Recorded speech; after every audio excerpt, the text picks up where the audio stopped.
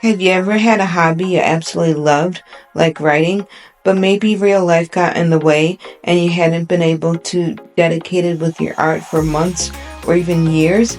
It can be an awful feeling, I know. But the good news is you're not alone.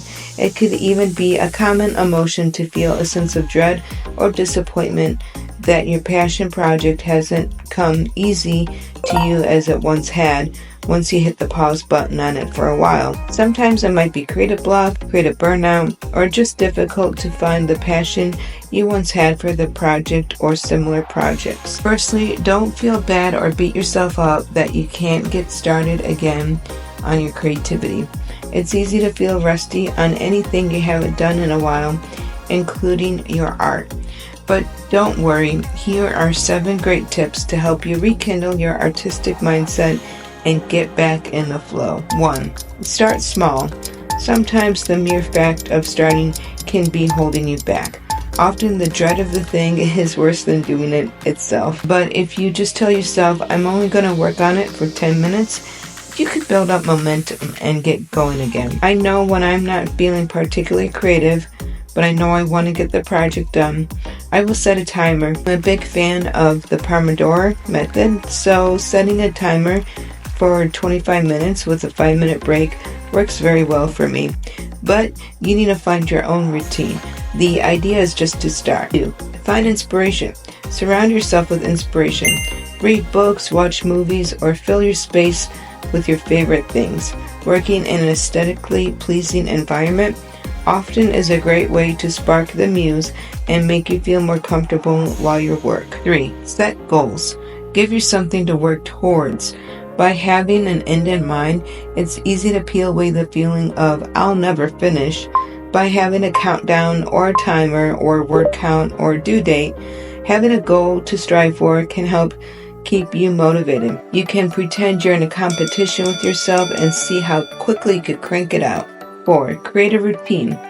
I know, routines aren't always appealing to an artist. Sometimes we like the idea of being spontaneous and creating when the muse strikes. And while that's always a wonderful feeling for sure, routines can help make your creativity practice a habit. It doesn't have to be the same time each day, although that would be ideal to train the brain.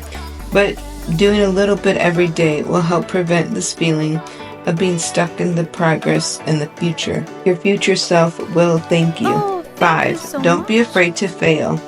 Remember that creativity is a process, and it is okay to make mistakes along the way. You are human after all. As a basketball legend Michael Jordan once said, I can accept failure. Everyone fails at something, but I can't accept not trying. So give yourself permission to make that crappy first draft, or create a work of art no one will ever see, or a piece of content that makes you cringe. But don't give yourself permission not to try. 6. Connect with others. This is a common advice because it's a good one. I don't know about you, but when I hear other artists talking about the creative process or what they're working on, I totally get fired up.